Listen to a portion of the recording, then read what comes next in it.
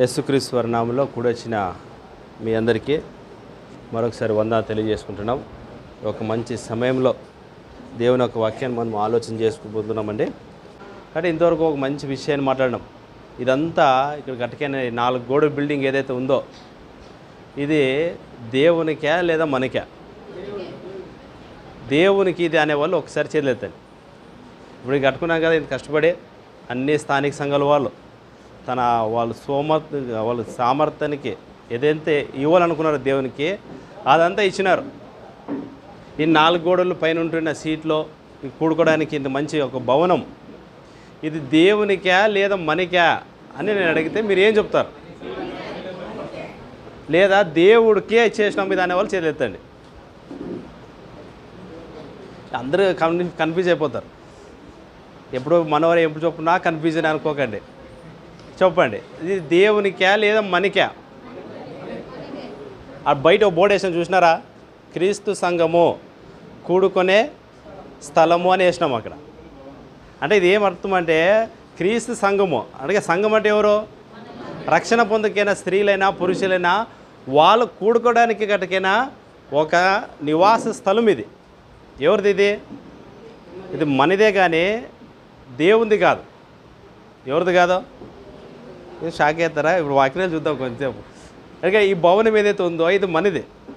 మనం కూడుకొని దేవుణ్ణి ఆరాధించడానికి మనం ఏర్పాటు చేసుకున్నాం. ఇదే లేకపోతే ఇంట్లో కూర్చొని ఆరాధించగలమా దేవుణ్ణి? ఇంట్లో కూర్చొని బైబిల్ క్లాసులు చేసుకోగలమా? ఇంట్లో ఇంతమంది కూర్చున్నాక అవుతుందా? అట్లా కాదని మనం ఏం చేసినామో, మనం ఎట్లయితే నివసించడానికి ఒక గృహం ఎలాగా కావాలో సంఘమంతా నివసించుకోవడానికి ఒక స్థలం కావాలని, ఒక బిల్డింగ్ కావాలని ఏర్పాటు చేసుకునే విధానం. ఎందుకు ఇది చెప్తున్నానంటే చాలామందికి ఈ సత్యం తెలీదు. ఏమని? క్రీస్తు సంఘము కానీ వేరే ఏ మత సంఘం వాళ్ళైనా కానీ ఏమనుకుంటారంటే ఇట్లాంటివి చూసేసి ఇదే నిజమైన దేవుని యొక్క మందిరము అని అనుకుంటుంటారు. ఎంతమంది అట్లా అనుకున్నారు? చెప్పండి, మీరు ఏమైనా అనుకున్నారు అట్లా?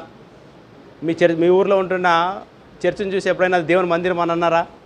అనుకుంటారు. ఎందుకంటే సత్యం తెలియదు. కానీ అపోస్తుల కార్యముల గ్రంథం 7వ అధ్యాయంలో మనందరికీ తెలిసిన వచనం ఒకటి ఉంటుంది అక్కడ. ఆకాశము నా సింహాసనము, భూమి నా పాదపీఠము, మీరు నాకు ఎలాంటి మందిరము కట్టుదురు అని క్వశ్చన్ వేసినాడు ఆయన. ఎవరో? దేవుడు. ఆకాశంలో నేను ఉంటే, భూమి నా పాదము పీఠమైతే మీరు నాకు ఎలాంటి మందిరము కట్టుతారో? అది అప్పటికే సొలొమోను కట్టిన ఎలాంటి మందిరమో? చాలా గొప్ప మందిరం కట్టిన. మనిషి చేసిన హస్తకృత ఆలయములలో ఆయన నివసింపడు అనే మాట ఉంది. ఈరోజు ఇది చేసింది ఎవరు? మనిషే. మీరందరూ చేయతే ఇదంతా అయింది. ఎందుకంటే దీన్ని పెయింట్ కొట్టడానికి, కరెంట్ వేయడానికి మన సహోదరులు వచ్చిన ఎక్కడి నుంచి, వసిపేట నుంచి కొంతమంది, కుర్తి నుంచి కొంతమంది, వీళ్ళంతా వీళ్ళ హస్తాలతో కట్టిన ఒక బిల్డింగ్ ఇది. కానీ దేవుడు ఏమనేది వాక్యము? హస్తకృత ఆలయంలో ఆయన నివసింపడు. అయినప్పటికీ కూడా బయటికి పోయేటప్పుడు, లోపలికి పోయేటప్పుడు చాలామంది ఏమనుకుంటారంటే మొక్కొని పోతూ ఉంటారు బిల్డింగ్లు. మీరు చూసినారా?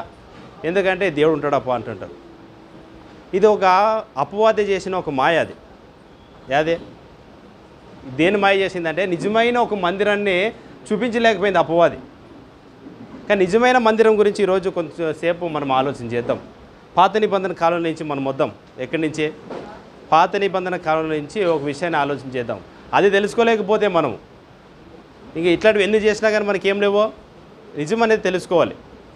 ఇందుకు దేవుడు ఎక్కడ ఉంటాడు, ఎక్కడ నివసిస్తాడు, ఆయన ఎవరి మధ్యలో ఉంటాడు అనే విషయాన్ని ఈరోజు మనం ఆలోచన చేద్దాం. లోకమంతా ఏమనుకుందంటే దేవుడు ఎక్కడ నివసిస్తాడు అనుకుంటున్నారో ఇలాంటి మందిరాలు చూపించి గోవా చూపిస్తారు ఎక్కువ మంది. గోవాలో ఉండే ఆ నిజమైన మందిరాలు ఎక్కడుంటే గోవాలో ఉంటాడు. దేవుడు ఉంటే అక్కడే ఉంటాడని చాలా మంది అనుకుంటూ ఉంటారు. ఇది ఒక భ్రమ. కానీ దేవుడు ఎక్కడ నివసిస్తాడు అనేది మనకి బైబిల్ గ్రంథంలో రాయబడింది. దీన్నే పాత నిబంధనల నుంచి ఆలోచన చేద్దాము. ఇశ్రాయేలులో అరణ్యంలో చేసిన ప్రయాణ విధానాన్ని ఆలోచన చేద్దాం. ఏదాన్ని? ప్రయాణ విధానం. ఎక్కడికి నుంచి ఎక్కడికి? ఐగుప్తు నుంచి ఇశ్రాయేలులో కానానికి ఏం చేసినారు? వాళ్ళు ప్రయాణం చేసినారు. ఈ ప్రయాణంలో మందిరం ఉంది వాళ్ళకి. ఈ ప్రయాణంలో ఏముంది? ఒక భౌతికమైన మందిరం ఉంది. ఆ మందిరంలో ఎవరున్నారంటే దేవుడు ఉన్నాడు. ఎవరున్నారు ఆ మందిరంలో? దేవుడు ఉన్నాడు. ఆ విషయాన్ని ఈరోజు మనం ఆలోచన చేద్దాం. ఈరోజు కూడా మనది ప్రయాణం ఉంది. ఎక్కడికి ఉంది మన ప్రయాణము? క్రైస్తవుల యొక్క ప్రయాణము ఎక్కడికంటే పరలోకానికి. దీనికే మనము పాత నిబంధనలో దీని నీడుంది, సంఘం నీడుంది. దాని నిజ స్వరూపమే ఈరోజు క్రీస్తు సంఘం అనే విషయాన్ని ఆలోచన చేద్దాం. ఇశ్రాయేలు 40 ఏళ్ళు ప్రయాణం చేసినారు, అరణ్యంలో వాళ్ళు చేసింది. ఎక్కడి నుంచి అంటే ఐగుప్తు అనే దేశం నుండి కానాను దేశానికి రావడానికి పట్టిన కాలం ఏంటంటే 40 సంవత్సరాలు వాళ్ళ అవిధేయత వలన వచ్చింది అది. మరి ఈరోజు మనము ఎక్కడి నుంచి ప్రయాణం చేసినాము, ఎక్కడి నుంచి వచ్చినాం మనము అంటే లోకము పాపం అనే ఐగుప్తు నుంచి దేవుడు మనల్ని ఏం చేసినాడో మనం ఓ పాట పాడతాం కదా, అది ఫలములు నాశించిన పరలోకపు తండ్రి అనే మాట పాడుతూ ఐగుప్తు నుంచి అని పాట పాడతాం. అంటే మనం ఎక్కడికి పోయినామో ఐగుప్తు అంటే నిజంగా ఐగుప్తు కాదు, అది బానిసత్వము ఇశ్రాయేలు వారికి. ఈరోజు మనుషులుగా మనం కూడా పాపం అనే బానిసత్వంలో మనం ఉన్నాం. అక్కడి నుంచి ప్రభువైన యేసుక్రీస్తు వారు మనల్ని ఏం చేసినాడో తన రక్తం ఇచ్చి మనల్ని సంపాదించుకొని తన సంఘంలో పెట్టి ఈరోజు ఎక్కడికి ప్రయాణం అంటామంది? పరలోకానికి ప్రయాణం అనేది మనకి ఎబ్రిల్ రాసిన పత్రికలో మాటలుంటే చదువు చూద్దాం. వాళ్ళు ఇశ్రాయేలుల ప్రయాణ విధానాన్ని ఆలోచన చేయడానికి ముందుగా మన ప్రయాణం కూడా ఉందనేది కూడా ఆలోచన చేసుకోవాలి మనం. 4వ అధ్యాయం 1 వచ్చిన చూడండి. మంది కూడా ఒక వాగ్దానం ఉంది, వాళ్ళకి వాగ్దానం కదా. యా దేశం ఇవ్వాలనేది కానాన్ అనేది వాళ్ళకి వాగ్దానం. 4వ అధ్యాయం 1 వచ్చిన చూడండి, మనకు వాగ్దానం అనేది ఉంది. ఆయన యొక్క విశ్రాంతిలో ప్రవేశించుదామను వాగ్దానం ఇంకా నిలిచుండగా మీలో ఎవడైనానో ఒకవేళ ఆ వాగ్దానము పొందకుండా తప్పిపోవునేమో అని భయము కలిగి ఉందుము అంటున్నాడు చూడండి. ఏ వాగ్దానం అది? ఇశ్రాయేలుకి ఏదైతే వాగ్దానం ఉంది, కానానికి పోలనే ఒక వాగ్దానం ఉంది. నడిపించినాడు లేదు, దేవుడు నడిపించినాడు. కానీ మనం ఆ చరిత్రను ఒకసారి ఆలోచన చేస్తే ఎవరితో అయితే ఇశ్రాయేలు మోసే ద్వారా విడిపింపబడ్డాడో ఆ తరము వాళ్ళు ఎవరు కూడా ఆ వాగ్దానం అనే ఆ దేశంలోనికి వాళ్ళు ఏం కాలేదో ప్రవేశించలేదు. ఎందుకని ఆలోచన చేస్తే వాళ్ళ అవిధేయత. అదే ఇక్కడ మనకి చెప్తుంటాడు. వాళ్ళు 40 ఏళ్ళ ప్రయాణంలో దేవుడు వాళ్ళకి తోడున్నాడు. ఎవరో దేవుడు వాళ్ళకి తోడున్నాడు, వాళ్ళకి ఎన్నో సహాయాలు చేసినాడు. మరి ఈరోజు మన ప్రయాణంలో ఎవరు తోడుంటారు? మనకి దేవుడు మనకి తోడుగా ఉన్నాడు. ఇశ్రాయేలు వారికి తోడుగా ఉన్నాడు అనే విషయాలు ఒకసారి ఆలోచన చేస్తే మనము ద్వితీయోపదేశకాండము 1వ అధ్యాయము 30 నుంచి 34 వచనాలు. మీకు ముందర నడుచుచున్న మీ దేవుడైన యెహోవా మీ కన్నుల ఎదుట ఐగుప్తులోను అరణ్యములోను మీ కొరకు చేసినట్లు మీ పక్షముగా యుద్ధము చేయుచు మీరు ఈ చోటికి చేరు వరకు ఎత్తుకొనున్నట్లు మీ దేవుడైన యెహోవా మిమ్ముని ఎత్తుకొని వచ్చిన సంగతిని మీరు ఎరుగుదరని మీతో చెప్పి తిని అన్నాడు చూడండి. ఎక్కడి నుంచి కాపాడుకుంటూ వచ్చాడంటే దేవుడు వాళ్ళని ఎప్పుడైతే వాళ్ళు రిలీజ్ అయినారో ఆ రోజు నుంచి మొదలుకొని కానానికి పోయేంత వరకు వాళ్ళని ఎత్తుకొని కాపాడిన ఒక కుమారుని ఎట్లయితే కాపాడుతాడో తండ్రి, ఆ విధంగా దేవుడు ఇక్కడ వాళ్ళని ఏం చేసినాడో కాబట్టి ప్రయాణంలో వాళ్ళకి తోడుగున్నారు. దీన్నే 23వ నిర్గమకాండంలో అంటున్నారు, మీకు ముందుగా ఒక దూత నడుచును అన్నారు. అదే ఆ దూత గురించి మాట్లాడుతూ ఉంటారు. మరి ఈరోజు మనకి ఈ ప్రయాణంలో ఎక్కడికి ప్రయాణం చూసినాం? ఎబ్రి పత్రిక 4:3 ప్రకారంగా ఎక్కడికి ప్రయాణం? పరలోకానికి ప్రయాణంలో మనకి తోడుగా ఉండేది ఎవరు? దేవుడు మనకి తోడు. ఎందుకంటే అది మత్తయి రాసిన సువార్త 1వ అధ్యాయంలో ఈయనకి ఇమ్మానుయేలు పేరు పెట్టాలి మీరు అన్నారు. ఇమ్మానుయేలు అంటే పేరుకి అర్థమో దేవుడు మనకి తోడే ఉండును గాక. ఎప్పటి వరకు ఆయన తోడు ఉంటాడు?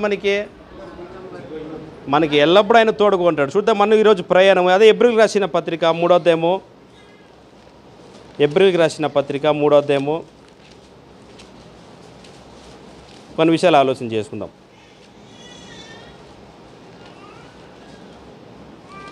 మూడో అధ్యాయము 1 నుంచి ఆలోచన చేద్దాం. ఇందువలన పరలోక సంబంధమైన పిలుపులో పరిశుద్ధ సహోదరులు అంటే సంఘస్థులారా, మనము ఒప్పుకొనిన దానికి అపోస్తులుడును ప్రధాన యాజకుడైన ఎవరి మీద లక్ష్యం అంట మనకి? ఎందుకు ఆయన మీద ఎందుకు లక్ష్యం పెట్టాలా? ఎందుకంటే మన ముందు ఉంటుంది ఎవరు? ఇప్పుడు ఈ ప్రయాణంలో మనకి ఆయన మనకి తోడుగా ఉన్నాడు. కాబట్టి మనం గమ్యం చేరేంత వరకు మన లక్ష్యం ఎవరి మీద ఉండాలా? యేసు ప్రభు మీద ఉండాలి. ఇశ్రాయేలుకి ఎవరి మీద ఉండాల్సింది అప్పుడు భూమి మీద? భూమి మీద వాళ్ళకు ఒక నాయకుడు నడిచాడు ముందుగా. ఎవరో? మోసే మాట వాళ్ళు వినలేదు. కానీ ఇదే మోసే గురించి నీలాంటి ఒక ప్రవక్త నీ జనుల నుంచి నీ కొరకు పుట్టించి ఆయన మాట మీరు వినాలన్నారు. ఈరోజు మనం ఎవరి మాట వినాలా? ఆ ప్రవక్త అంటే ఆడ యేసుక్రీస్తు వారు. ఆయన మాట మనం వినాలా. ఆయన మనకి ఎప్పుడు కూడా ఏమై ఉంటాడో మనకి ఆయన తోడుగా ఉంటాడో మనం ముందు నెడుతున్నాడు కదా. మనం ఆయనను చూసి ఏం చేయాలంట? లక్ష్య పెట్టి ఆయన కోసము ముందుకు వెళుతూ ఉండాలి. అట్లే మనం చదువుకుంటాం అదే వచ్చినము. దేవుని ఇల్లంతటిలో మోసే నమ్మకముగా ఉండినట్లు ఈయన కూడా తాను నియమించిన వానికి నమ్మకముగా ఉండేను అని మాట్లాడుతున్నాడు. 8వ వచనం చూడండి. పాత నిబంధన చరిత్ర జ్ఞాపం చేస్తాడు అక్కడ. నేడు మీరు ఆయన శబ్దము వినినేడలా అరణ్యములో శోధన దినమందు ఏమంట కోపం పుట్టించింది ఎవరో? మనము కాదు. ఇది ఎందుకు చెప్తున్నాడంటే ఈరోజు మనము కూడా ఈ ప్రయాణంలో దేవునికి ఏం చేస్తామో. ఎందుకంటే మా నాయకుడు ఎవరు? ఇప్పుడు యేసు ప్రభు. చాలా మంది మా నాయకుడు ఎవరంటే పాస్టర్ అంటారు లేదా? పాస్టర్ ఎట్లా చెప్తే అట్లా మాకు యేసు ప్రభు చెప్పింది. యేసు ప్రభు ఏం చెప్పినా మాకు ఆయన సంబంధం లేదు. మా నాయకుడు ఎవరో? పాస్టర్ లేదా పాస్టర్ చెప్పిందే మాకు గిరి దాటం. ఇంకా పాస్టర్ గారు చెప్పింది మేము ఎక్కడ కూడా దాటలేదు అంటుంటారు. కానీ బైబిల్ మన నాయకుడు ఎవరంట? యేసుక్రీస్తు వారు మనకి నాయకుడిగా ఉండు మనల్ని అందరూ నడిపించేవాడు ఆయన. జ్ఞాపం చేస్తూ సంఘానికి ఏం చెప్తున్నారంటే పాత నిబంధనలో ఇశ్రాయేల్ వారు అరణ్య ప్రయాణంలో వాళ్ళు ఏం చేశారంటే దేవునికి కోపం పుట్టించడం మనం అట్లా ఉండకూడదు అంటున్నది గ్రంథము. మీ హృదయములను కలవరపరుచుకొనుకుడి 40 సంవత్సరములు నా కార్యములను చూచి మీ పితరులను పరీక్షించి శోధించిరి. కావున నేను ఆ తరము వారి వలన విసిగి మీరెల్లప్పుడూ తమ హృదయ ఆలోచనల్లో తగ్గిపోచున్నారు. నా మార్గములను తెలుసుకొనలేదు గనుక నేను కోపముతో ప్రమాణము చేసినట్టు వారు నా విశ్రాంతిలో ప్రవేశింపరని చెప్తున్నాడంట ఆయన. ఆ మొదటి తరానికి ఎవరైతే రిలీజ్ అయినారో వాళ్ళకి ఏమైనా ఆయన ప్రమాణం చేసినాడంటే మీరు ఎవరు కూడా ఎక్కడ పోరన్నారో ఆ వాగ్దాన దేశంలోని మీరు అడుగు పెట్టరన్నారు. పెట్టిన వాళ్ళు ఎవరో? యెహోషువ, కాలేబు. ఆ తరంలో ఉంటున్న వాళ్ళు మాత్రమే వెళ్ళారు. తర్వాత వాళ్ళు పుట్టుకొచ్చిన కొత్త తరం వాళ్ళు మాత్రమే ఎక్కడ ప్రవేశించినారో. ఎందుకు చెప్తున్నాడు ఈరోజు మనకి ఈ విషయంలో? మనమే అరణ్య ప్రయాణం లేము కదా. మనం ప్రయాణం లేము. ఇప్పుడు వాళ్ళలాగా అరణ్యంలో మనం ప్రయాణం చేయట్లేదు కదా. మనకెందుకు చెప్తున్నాడంటే మన ఆధ్యాత్మికమైన ప్రయాణం అంది ఎక్కడికి? పరలోకానికి. అది ఎందుకు చెప్తున్నాడంటే వాళ్ళు దేవుణ్ణి ఏం చేశారంటే విసిగించినారు. ఈరోజు మనం ఏం చేయాలా? దేవుణ్ణి ఏం చేయాలా? విసిగించాలా. అవునా? విసిగించినారు లేదా? పౌలు వీళ్ళని విసిగించినారు. ఎవరు? మోసేని విసిగించినారు వాళ్ళు. ఈరోజు కూడా చాలా మంది ఏం చేస్తుంటే వాక్యం చెప్పి నడిపిస్తున్న వాళ్ళు ఏం చేస్తుంటారో వాళ్ళ మీద ఏం చేస్తుంటారు? విసుగొస్తుంటుంది. ఇప్పుడు చెప్తుంది కదా 70,000 అవుతుందంటే మా నాన్న ఇచ్చినాం వచ్చింటుందో లేదా ఆలోచన. 70,000 అని చెప్పి మళ్ళీ వచ్చేసరి మళ్ళీ సైడ్ బునాదంట, మళ్ళీ ఆర్సీస్ అంట అన్నారు లేదా? ఏమవుతుంది చెప్పండి? మనిషికి సహజంగా విసుగు అనేది వస్తుంది. ఎవరిని రాకూడదు. మీరు సనుగు కొనుగయ్యో మీరు ఎట్లా ఇవ్వాలంట దేవునికి? వర్ధిల్ల కొలది సనిగి ఇవ్వాలా? సనుగుడు అంటే ఇదే. ఇప్పుడు మళ్ళీ 70,000 అంటే కదా లెక్క. సనుగుడు అంటే అదే. పై నెలన్నా ఇచ్చినాము, అది కూడా 2025కే ఏమవుతుందంట? కాదు, ఇదే పిఓపి అవుతుందంట అని సనిగి ఇచ్చినాం అనుకో. వాళ్ళు సనిగిందానికే పోయినారు. ఎవరు? ఇశ్రాయేల్. అవన్నీ మనకెందుకు జ్ఞాపకం చేస్తాయంటే మన ప్రయాణంలో కూడా మనం దేవునికి ఏమి ఇవ్వాలా? దేవుని పని కోసం మనం సహకారంగా చేయాలని చూడండి. ఇంకా అంటాడు 12వ వచనము, సహోదరులారా మనకు జ్ఞాపం చెప్తున్నాడు, జీవము గల దేవుణ్ణి విడిచిపోవున్నట్టే విశ్వాసము లేని దుష్ట హృదయము మీలో ఎవనెందైనా ఒకవేళ ఉండునేమో అని జాగ్రత్తగా చూసుకున్నాడు. అసలు వద్దురా ఈ కానుకలు ఇచ్చేది వద్దు, ఏమొద్దో అసలు సంఘం వద్దని వెళ్ళిపోయిన వాళ్ళు ఎంతోమంది ఉంటారు. ఎందుకంటే ఎట్లా అయిపోయినారు? దేవుడు వదిలేసి వెళ్ళిపోవడమే. ఇక బోధ ఎక్కువ వినేసరికి అసలు ఈ సంఘంలో అసలు మనం ఉండకూడదు. ఏం చెప్తున్నారు? ఈ సంఘంలో ఏం చెప్తున్నారు? దేవుని వాక్యం చెప్తున్నారు. ఈ ప్రయాణంలో నువ్వు ఇట్లే ఉండాలా అని చెప్పేసరికి ఈ సంఘం పోవడం కన్నా పక్కన ఉంటున్న ఏదైనా డినామినేషన్ పోవడమే మంచిది. అక్కడైతే మనం ఎట్లా పోగలమో, ప్రయాణం ఎట్లా చేసినా కానీ ఎవరు కూడా మనల్ని అడుగురు. కానీ వాక్యం ఏమంటుంది? జీవము గల దేవుని విడిచిపోవున్నట్టు. అంటే జీవం గల దేవుని విడిచిపోవడం అంటే దీన్నే ఇంకో పదములో పత్రికలో పౌలు అంటాడు, జీవము గల దేవుని సంఘము అంటాడు. ఏమంటాడు అంటే నువ్వు సంఘంలో ఉన్నావంటే దేవునితో ఉన్నావు, సంఘంలో లేవంటే, జీవం గల సంఘంలో లేవంటే నువ్వు జీవం గల దేవునితో లేవు అంతే. సంఘానికి రాకపోతే, సంఘానికి ఎంత రావడం, వాక్యం కఠినంగా ఉంటుంది. ఎవరి వాక్యమో? దేవుని వాక్యం కఠినంగా ఉండేసరికి చాలామంది వదిలేసి వెళ్ళిపోతారు. వదిలేసి వెళ్ళిపోతే ఏమవుతుందని చూడండి అక్కడ 13వ వచనము. నేడు మీరు ఆయన శబ్దము వినినేడలా, అంటే వాక్యం, కోపము పుట్టించినప్పటి వల్ల మీ హృదయములను కఠినపరుచుకొనకుడి. ఆయన చెప్పెను గనుక పాపం వలన కలుగు భ్రమ చేత మీలో ఎవడునో కఠినపరచబడుకున్నట్లు నేడు అనబడు సమయం ఉండగానే ప్రతి దినము ఒకనికి ఒకడు బుద్ధి చెప్పుకొనిడి. ఎలయనగా మొదటి నుండి మనకున్న దృఢ విశ్వాసమే అంతము మట్టుకు గట్టిగా చేపట్టుకుందుము అని అంటున్నాడండి. 17వ వచనం చూడండి. 17వ వచనం. ఎవని మీద 40 ఏండ్లో, ఎవరి మీద కోపం వచ్చింది ఆయనకి? ఎందుకు వచ్చింది కోపము? పైన అంటాడు చూడండి 16వ వచనంలో, విని కోపము పుట్టించిన వారెవరు? మోసే చేత నడిపింపబడే ఐగుప్తుల నుండి బయలుదేరి వచ్చిన వారే కదా ఆ మొదటి తరం వాళ్ళు. ఎవరి మీద 40 ఏండ్లు ఆయన కోపగించెనో పాపము చేసిన వారి మీదే కదా వారి శవములు అరణ్యములో రాలిపోయెను. తన విశ్రాంతిలో ప్రవేశింపరని ఎవని గూర్చి ప్రమాణము చేసెనో ఆ అవిధేయులైన వారిని గూర్చే కదా.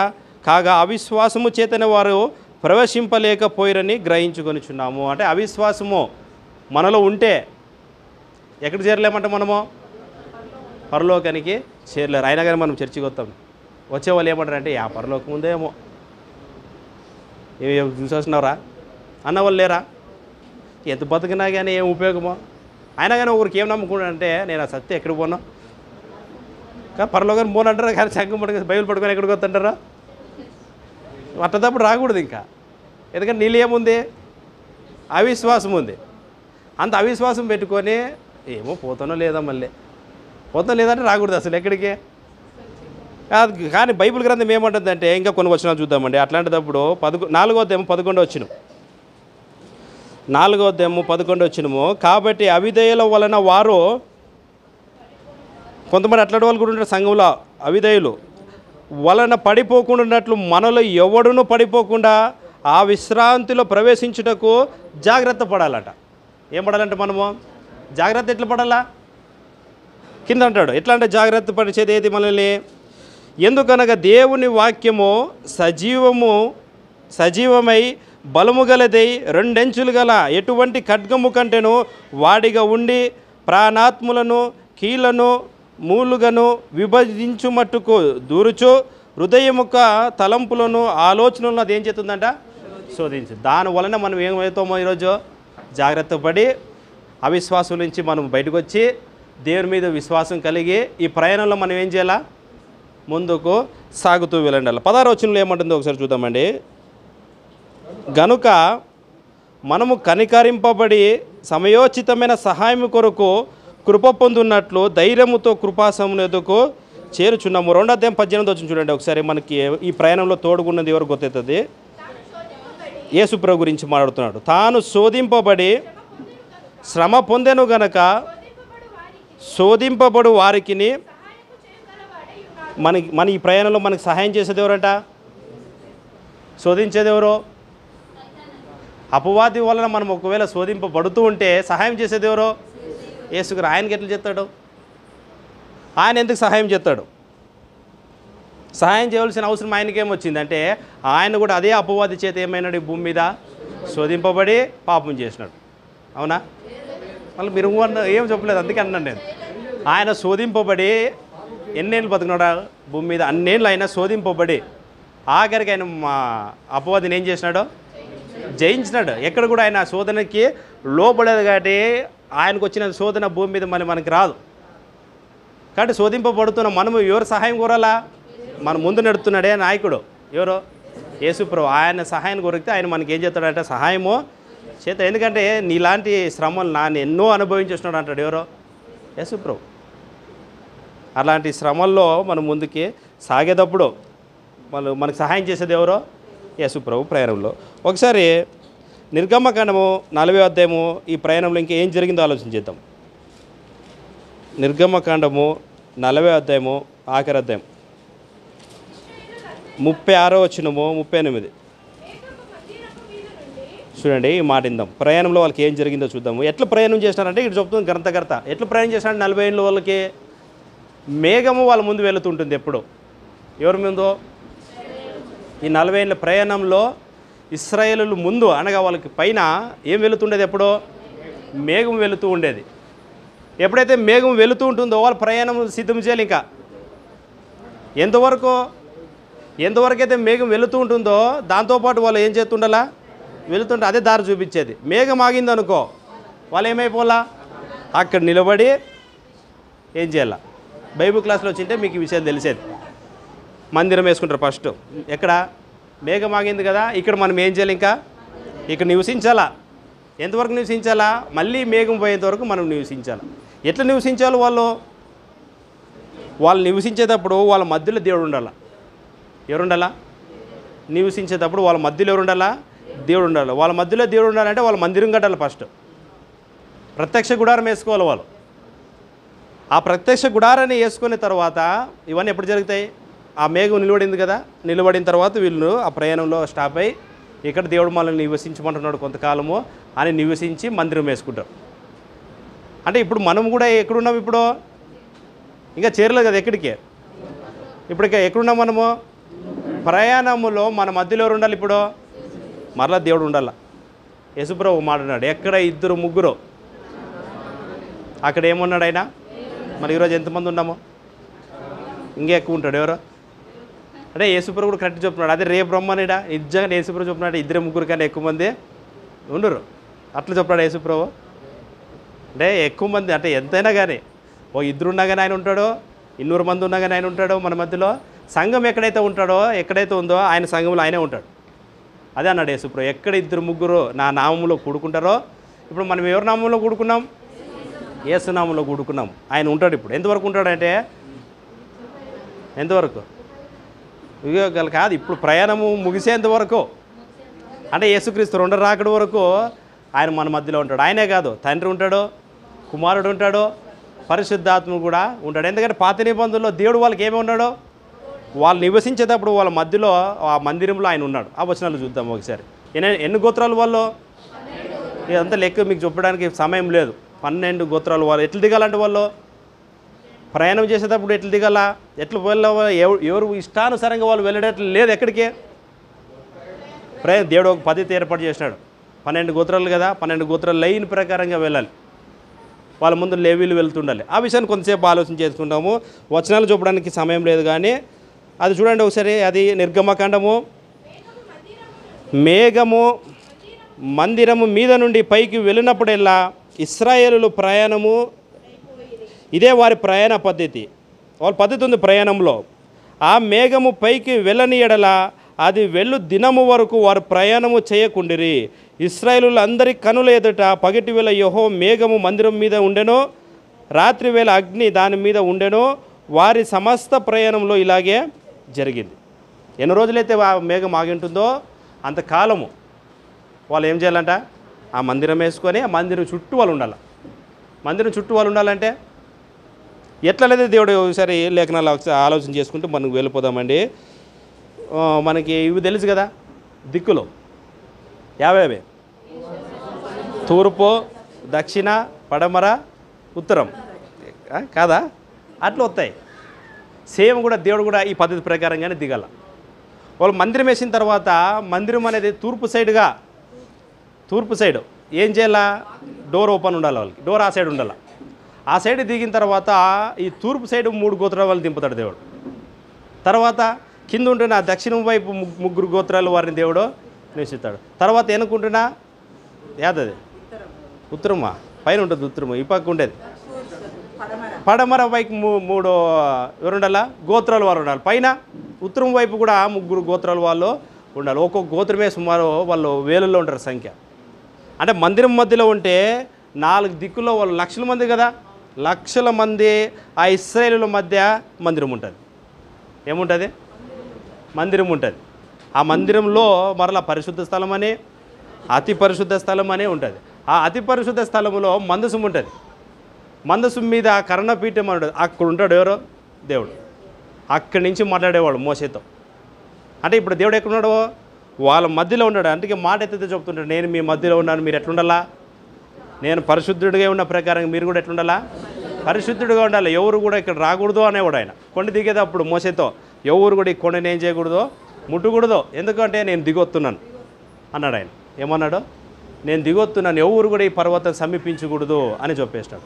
అట్లాంటి దేవుడు ఇశ్రాయేలు నివసిస్తున్న ఆ భూభాగంలో వాళ్ళ మధ్యలో ఉండి ఏం చేస్తున్నాడు అంటే ఆయన నివసిస్తున్నాడు. కొన్ని వచనాలు చూసుకుందామండి, ఎవరెవరు ఏ దిక్కు దిగినారో ఆ వచనాలు చూసుకుంటూ మనం వెళ్ళిపోదామండి.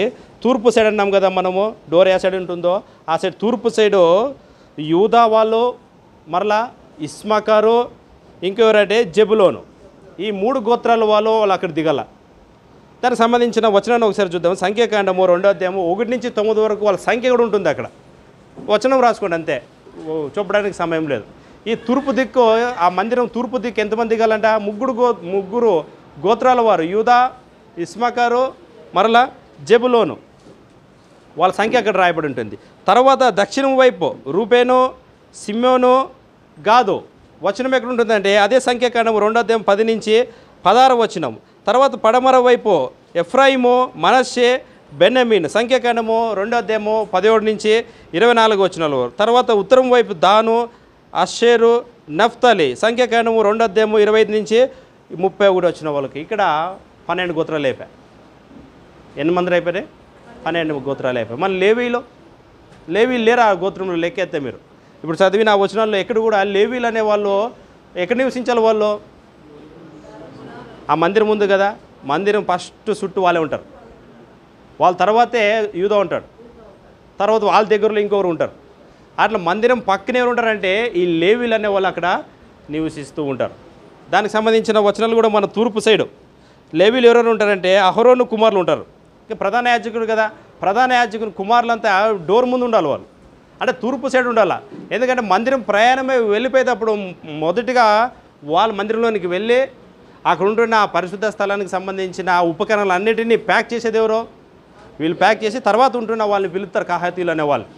కాబట్టి వాళ్ళు ముందు ఉండాలి.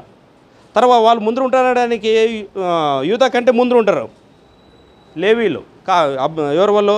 అహరోను కుటుంబీకులు. సంఖ్యాకాండం 3వ అధ్యాయం 38 వచనం ఉంటుంది, రాసుకోండి అంతే, ఇంటికి వెళ్ళిన తర్వాత చదువుకోండి. దక్షిణం వైపు ఆ బిల్డింగ్ పక్కన ఎవరు ఉంటారంటే రూబేన్ కంటే ముందు కహాతీ వంశస్థులు ఉంటారు, కహాతీ వాళ్ళు. వీళ్ళంతా లేవి కుమారులు. లేవి కుమారుల పేర్లు ఎవరెవరో? గెర్షోను, కహాతు, మెరారి, ఈ ముగ్గురు ఉంటారు. ముగ్గురు కుమారులు ఆయనకి.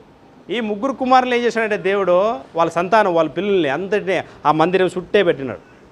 వాళ్ళు దాటి తర్వాత ఎవరు ఉంటారంటే ఇశ్రాయేలు వాళ్ళు ఉంటారు. వాళ్ళ మధ్యలో అందరికన్నా వాళ్ళ మధ్యలో ఉంటారంటే దేవుడు ఉంటాడు, ఆ మందిరంలో ఉంటాడు. చూడండి, అహరోను కుటుంబీకులు సంఖ్యాకాండం 3వ అధ్యాయం 38 వచనంలో వాళ్ళు ఉత్తరం తూర్పు వైపున ఉంటారు. దక్షిణం వైపు రూబేన్ కంటే ముందు కహాతీయులు ఉంటారు. సంఖ్యాకాండము 3వ అధ్యాయము 29 వచనము. తర్వాత పడమర ఎఫ్రాయిము కంటే ముందు మందిరం దగ్గర గెర్షోని వాళ్ళు ఉంటారు. సంఖ్యాకాండము 3వ అధ్యాయము 23 వచనము. తర్వాత ఉత్తరం వైపు దాని కంటే ముందుగా ఎవరుంటారంటే మెరారి అనేవాళ్ళు ఆ కుటుంబీకులు. సంఖ్యాకాండం 3వ అధ్యాయము 35 వచనము. ఇది వాళ్ళు దిగవలసిన ప్రయాణ పద్ధతి అనింది కదా నిర్గమకాండం లాస్ట్లో. వాళ్ళు ప్రయాణ పద్ధతి అది, అట్లా దిగాలి వాళ్ళు. ఎప్పుడు దిగాల? ప్రయాణం చేసేటప్పుడు మేఘం ఆగింది అనుకో, మేఘం ఆగితే ఫస్ట్ వాళ్ళు మందిరాన్ని ఏం చేసుకోవాలి? అక్కడ వేసుకోవాలి. మందిరం వేసుకున్న తర్వాత మందిరం చుట్టూ ఫస్ట్ లేవీలు వాళ్ళు దిగాల. ఎట్లా అంటే అసలు ఇష్టానుసారంగా దిగేది అట్లా లేదు. రూబేను వీళ్ళు ఉండరు కదా, తర్వాత గోత్రికులో నాకు రూబేన్ దగ్గర పోతానని కాదు అనేది అట్లా లేదు. దేవుడు ఏదైతే ఒక విధానాన్ని ఏర్పాటు చేసినాడో ఆ విధానం ప్రకారంగానే వాళ్ళు ఏం చేయాలా? అక్కడ వాళ్ళు దిగాల. తర్వాత ప్రయాణం చేసేటప్పుడు ఎట్లా ప్రయాణం చేయాలి వాళ్ళు? ఫస్ట్ వీళ్ళు పోలే, ఎవరో అహరోన్ కుమార్ లోపల పోయి, ఎందుకంటే ఇంక మేఘం ముందుకు వెళుతుంది, మనమంతా ప్యాక్ చేసి కహాతీయులు వాళ్ళు వస్తారు మందసం మోసుకొని. వాళ్ళు మందసం పోతుంది ముందుగా. ఏమవుతుంది? మందసం పోతుంది. మందసం వెనుక లేవీలు ఉంటారు. వాళ్ళ తర్వాత తూర్పు సైడ్ ఉంటున్న 3 గోత్రం వాళ్ళు ఉంటారు. వాళ్ళ మధ్యలో మరలా లేవీలు ఉంటారు. వాళ్ళ వెనుక 4 గుంపులు ఉంటాయి కదా, ఆ 4 గుంపు మధ్యలో ఎవరు ఉంటారంటే లేవీలు ప్రయాణం వేయకుండా పోతారు. మళ్ళీ మేఘమాగింది అనుకో, మళ్ళీ మందిరం వెళ్ళా మళ్ళీ నివసించాలి. ఇష్టానుసారంగా నివసించకూడదు. ఒక పద్ధతి, ఒక క్రమం అనేది ఉంది. ఈరోజు క్రీస్తు సంఘంలో కూడా ఏముంది? అక్రమం చేయవారులారా నా దగ్గర రండి. మళ్ళీ ఏం చెప్పరు కదా, మీరు ఊరు ఉంటారు. అందుకే అక్రమం చేయవారులారా నా యుద్ధ నుండి మీరు. వాళ్ళు కూడా అంతే, నా ఇష్టం సార్, నాకు రూబేన్ అంటే సన్న ఇష్టమో, పెద్దోడు కదా, రూబేనే కదా పెద్దోడు మళ్ళీ నేను సన్నోడిని, నేను రూబన్ దగ్గర నేను ఉంటాను. కష్టం వచ్చినప్పుడు పప్పు సార్ వాళ్ళే కదా, వెనక ఉంటారు వాళ్ళంతా. ఇట్లా ఒక లక్షలు అట్లా ఉంటారు కదా, వాళ్ళంతా అట్లా ఉంటారు. మనం ఎట్లయితే అనుకుంటామో ఇప్పుడు కూడా ప్రేయర్లోకి వచ్చినప్పుడు చాలా మంది ఎట్లా కూర్చుంటారు అంటే, నేను ఆయనతో కూర్చోను ఏమంటారు, ఏమంటే మన కొట్లా ఉంటాను అంటారు లేదా? అంటే కక్షలు ఉండకూడదు ఎవరిలో. ఎందుకంటే పేతురు రాసిన 2వ పత్రిక 2వ అధ్యాయంలో ఏముంటుందంటే, మనం ఆరాధించడానికి వెళ్ళడానికి ముందు ఆడుంటాడు అసూయ ఏమేమో చెప్తున్నాడు కదా, అవన్నీ ఉండకూడదు. కానీ ఇక్కడ వచ్చిన వాళ్ళు చాలా మందికి నేను ఆయనతో కూర్చోను. ఎందుకు కూర్చోనంటే మేము ఏమో ఏసీ అంటే ఏసీ లేదంట, అంతే. సన్న కారణాలు. సంఘంలో కక్షలు ఉన్నాయి, కొరింథీ సంఘంలో ఎట్లయితే ఉన్నాయో అట్లా భేదాలు ఉన్నాయి. దీనివల్ల ఏమవుతుందంటే ఇది క్రమం కాదు. ఇశ్రాయేలీయులు అయితే క్రమం ప్రకారంగా వాళ్ళు కూర్చోాలా, క్రమం ప్రకారంగా వాళ్ళు నివసించాలా, క్రమం ప్రకారంగా వాళ్ళు ప్రయాణాన్ని ముందుకే సాగించాలి. మంది కూడా ఈరోజు ప్రయాణం ఉంది కదా, అది కూడా క్రమం ప్రకారంగా. రోజు ఆదివారం ఆరాధన కూడా ఎట్లుంటుంది, క్రమమే ఉంటుంది. నేను 12 గంటలకు వస్తాను, నా క్రమం అంటే సరే అటు నుంచి అట్లా బయటికి పోంటాడు దేవుడు. నా ఇష్టాన్ని సరిగ్గా వస్తా, నీళ్ళు వేసుకోవాలి కదా. మళ్ళీ ఎవరు వేసుకోమన్నారు నీకు నీళ్ళు? 10 గంటలకు ఎవరైనా నీళ్ళు వేసుకుంటారా? 10 గంటలకు ఆరాధన స్టార్ట్ అయితే 11 గంటలకు వస్తా, ఏమంటే నీళ్ళు వేసుకున్నాను సార్ అంటారు. దేవుడు పై రూపాన్ని చూడు, నువ్వు క్రమంగా ఎక్కడ రాలా, నువ్వు నీళ్ళు వేసుకోవాలంటే 17 గంటలకు వేసుకోవాలి. సరే ఇదంతా ఏమంటే ఇంతవరకు ఏం ఆలోచన చేసినామంటే, వాళ్ళ మధ్య ఉన్నారంట, దేవుడు వాళ్ళ మధ్య ఉన్నారు. వచనం చూద్దాం ఒకసారి. వాళ్ళ మధ్య దేవుడు ఉన్నాడు అనడానికి ప్రపంచానికి కొత్తైపేసింది. వాళ్ళ మందసు ముందర ఆ మందసుని చూసే భయపడిపోయినారు అందరూ. ఎవరు? అన్నిలో. వాళ్ళు ఎంతగా మన మీద యుద్ధాలు ఆదరంగా గెలుస్తున్నారంటే వాళ్ళతో ఏముంది, దేవుడు ఉన్నాడు. ఆ మందసం లేకుండా చేయాలి దాన్ని సనామందం తీసుకువేసినారు. దాన్ని విడిపించుకోవడానికి ఈయన పోయినాడు. ఎవరో దావీదు. తెలియదు, సిస్టమ్ తెలియదు. ఏ సిస్టమో ఎవరెవరు మోయాలా, తీసుకెళ్ళా, గెర్షోనీలు వాళ్ళు మోయాలా, అవన్నీ ఏం తెలియదు. రాజు కదా, నాదే అధికారం అనుకున్నాడు, పోయినాడు చంపేసి ఒకరిని. ఎవరిని? ఉజ్జి. అన్యాయంగా ఆమె తెలిసిపోయింది, ఓహో ఇది ఇట్లా కాదు. ఆయన దగ్గర ధర్మశాస్త్రం ఉంటుంది. రాజు కదా, ధర్మశాస్త్రం వాళ్ళతో ఉండాలా. కాపీ రాసుకొని పెట్టుకున్నా, దాన్ని చదువాలా, ఏది ఎట్లా చేయాలో తెలియాలా. చదువుకున్నాడేమో, అర్థమైపోయింది, లేవిని తొలగిపోయినారు. పద్ధతి ప్రకారంగా తీసుకొని వచ్చినాడు. అది వాళ్ళ మధ్య లేకపోతే దేవుడు వాళ్ళ మధ్యలో లేడు. ప్రత్యక్షంగా వాళ్ళ మధ్యలో ఉన్నాడు. ఎవరో? దేవుడు. మనం ఒకసారి పైనసారి ఆలోచన చేసినాం. ఎందుకంటే ఆ యెహోవా ఎవరు అనేది ఆలోచన చేసినాం. ప్రత్యక్షంగా కనపడి వాళ్ళతో మాట్లాడి వాళ్ళ మధ్యలో నివసించిన ఆ యెహోవా ఎవరు అనేది మనం ఆలోచన చేసినాం. ఎవరంటే ఆయన యేసుక్రీస్తు వారు. సంఖ్యాకాండము ఒకసారి చూద్దాము. 7వ అధ్యాయము 90 వచనం, మీకు 4 వచనాలు ఉన్నాయి. సంఖ్యాకాండము చూడండి, మాట ఇందాం. 7వ అధ్యాయము 90 వచనం. మోషే యెహోవాతో మాట్లాడుటకు ఎట్లా వస్తాడంటే, ఆయన ఎక్కడి నుంచి మాట్లాడుతున్నాడంటే దేవుడు బాగినండి మాట. ఎందుకంటే దేవుడు ఎక్కడున్నాడు చూపిస్తున్నాను. ఇప్పుడు ఎక్కడున్నాడు? ఇశ్రాయేలు మధ్యలో ఉన్నాడు ఆయన. చదువమ్మా.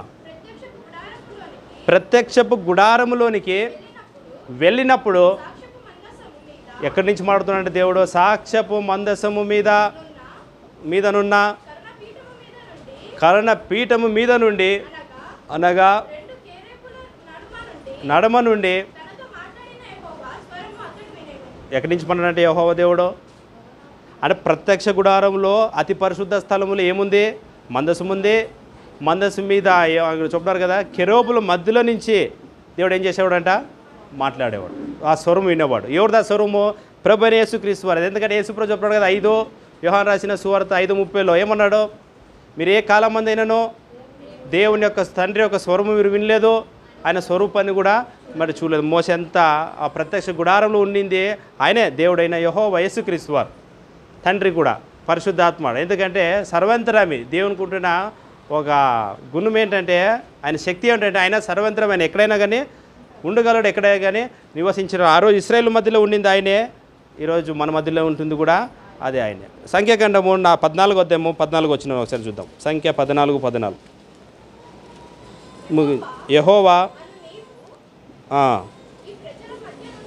చూడండి, లోకానికి అంతా తెలిసిపోయింది ఇశ్రాయేల్ మధ్యలో దేవుడు ఉన్నాడు. వాళ్ళ దేవుడు, వాళ్ళ జోలికి మనం పోతే మనం ఏమైపోతామో, నాశనం అయిపోతాం అనేసి ఆ రోజు ఉంటున్న అన్నిలకు తెలిసిపోయింది వాళ్ళ మధ్యలో ఎవరు ఉన్నారో.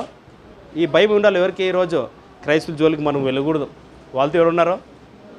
దేవుడు ఉన్నాడు అని చెప్పగలుగుతున్నాం. మనం కూడా లోకస్తులాగే కనపడుతుంటాం. ఇంక ప్రత్యేకమేముంది?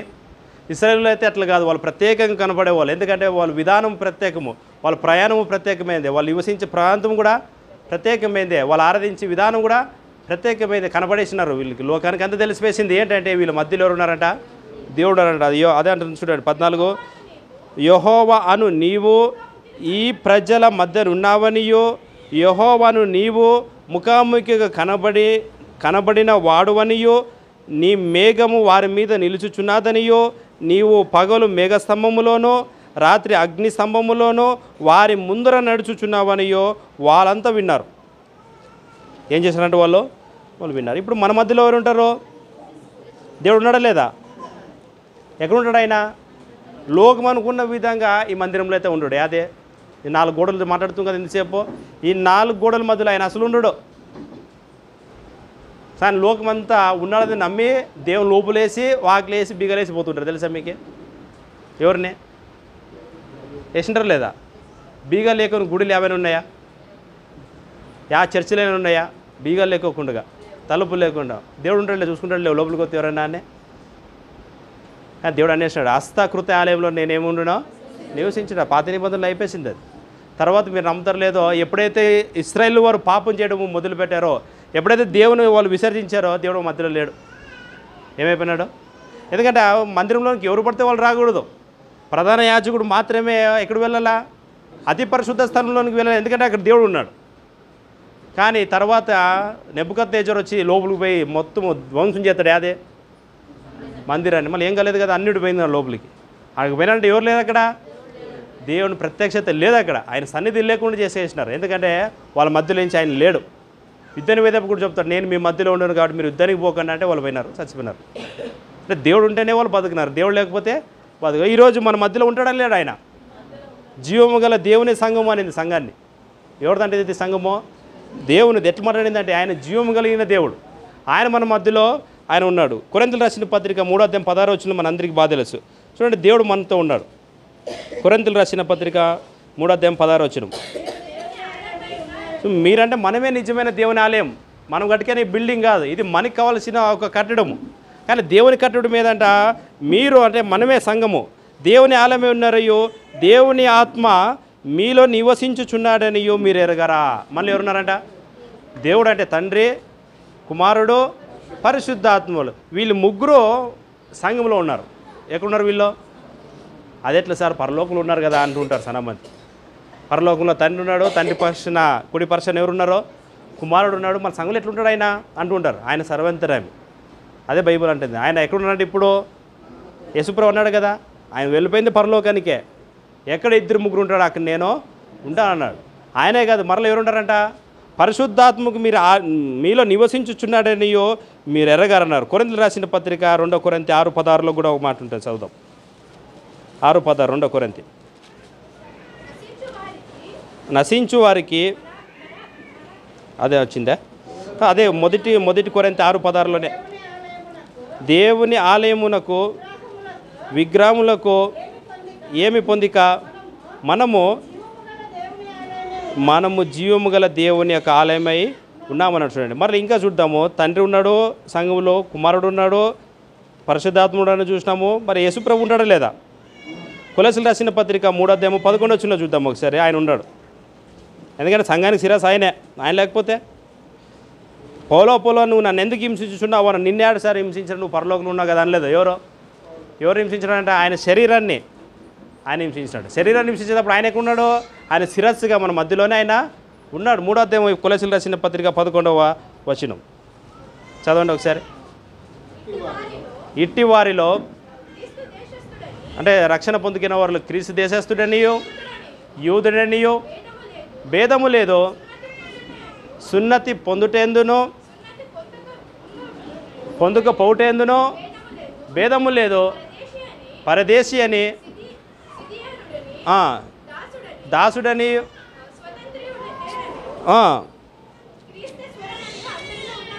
ఏమన్నాడంటే క్రీస్తు ఎక్కడ ఉన్నాడు చూడండి. క్రీస్తే సర్వమును అందరిలో ఉన్నవాడనే ఉన్నాడు. ఎక్కడున్నాడంటే ఆయన అందరిలో ఆయన ఉన్నాడు.